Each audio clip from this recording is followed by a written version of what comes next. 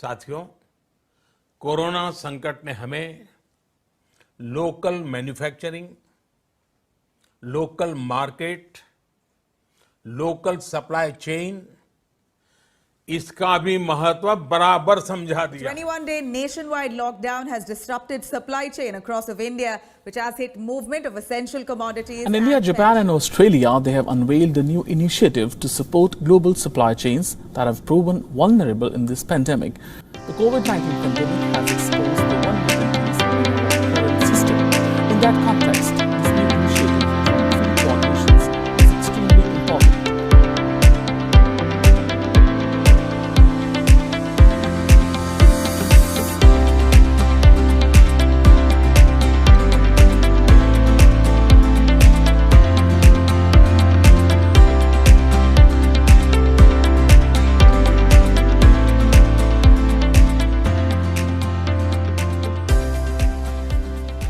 Supply chain has been a buzzword across the globe lately. Everyone, from the politicians to the news anchors to the corporate leaders, they all have been talking about this term, especially in the backdrop of COVID-19 pandemic.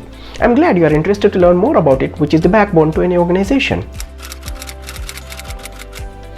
Well, supply chain basically integrates all the activities associated with the transformation and flow of the goods from raw material to the finished goods and from supplier to the end user.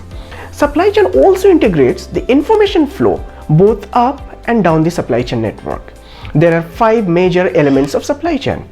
They are planning, procurement, production, delivery, and customer service. It's too bookish of a definition, isn't it? What if I say that you are a supply chain expert too? तू है, तेरे को पता नहीं है लेकिन तू है. Most of us, or arguably all of us, are dealing with supply chain in our day-to-day life. It's just that we don't realize it. Take an example of your mom or your spouse asking you to pick some veggies on your way back home for dinner.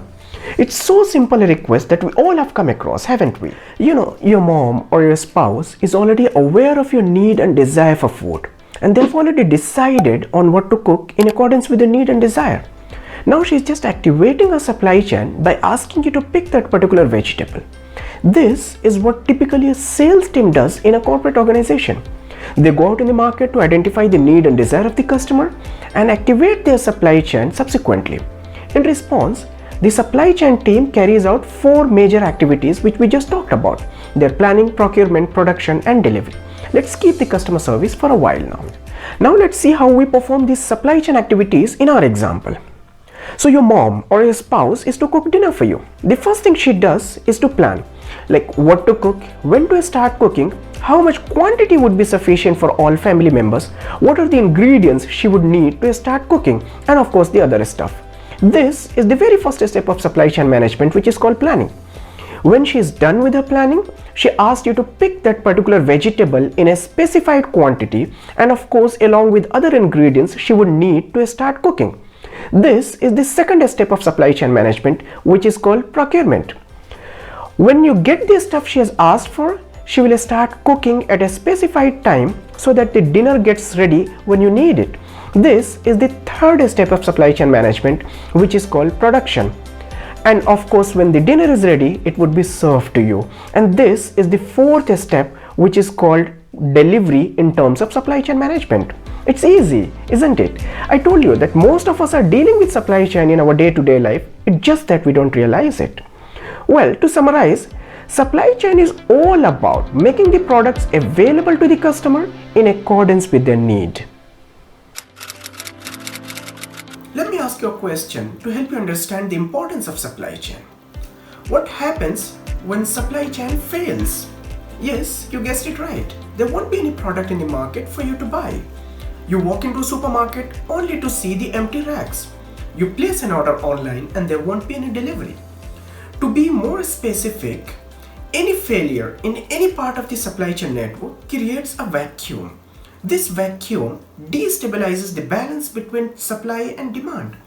As you know, the supply and demand should be properly aligned in order to keep a check on the product prices.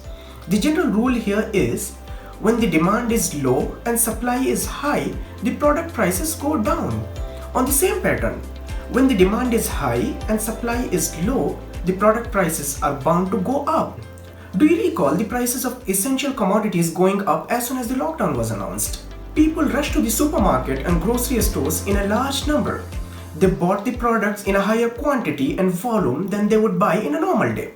This led to a sudden spike in the demand of these essential commodities. Supply chain was not prepared to meet this sudden spike in the demand. As a result, the supply chain collapsed and the prices of these products went up. After a certain time, when the demand dropped, or in other words, when the supply was aligned with the demand, the product prices came down again. There are other factors as well which contribute to the increase and decrease in the product prices, which we'll talk about it in some other videos. But the bottom line is, the supply chain plays a very important role in defining the product prices. Take a look at this report from United States. Consumer prices in the U.S. are going up, rising at their fastest rate since 2008. The Labor Department says over the past year, prices have increased 4.2%. That is the fastest since the Great Recession. You may have noticed the increase in prices at the grocery store. The Consumer Price Index found food prices were up 2.4% compared to the same month a year ago. The biggest price increase was seen among used car prices. They rose 10% compared with the previous month, likely because supply chain issues are slowing the production of cars, leading more shoppers to turn to used vehicles. It's just an example for you to understand the impact of disruption in supply chain management. As per a report in Fortune magazine, 94% of Fortune 1000 companies are facing major disruption in their supply chain management during this pandemic. A report in Oxford Economics says that the COVID-19 has knocked off 1.3% of global growth, which is more than $1 trillion. The supply chain communities have been talking about the resilience and diversification of supply chain since beginning of this pandemic. But the truth is, COVID-19 is just the latest addition in an increasing number of unexpected disruption that has been hitting the supply chain. Remember the earthquake in Japan back in 2011? The estimated financial impact of the earthquake was $210 billion. Remember the civil unrest in a copper mine in Chile, which led to the reduction of global copper capacity by 5%. The list goes on and on. The bottom line is, disruption is a new normal in supply chain management. Now it would be interesting to see how the supply chain communities prepare themselves to face such a major disruption in the years to come. I hope you have understood the concept, functionality and importance of supply chain management. Please feel free to leave a comment if you need any additional details or have a question on any part of the video. And hey, don't forget to give a thumbs up and share it with your friends.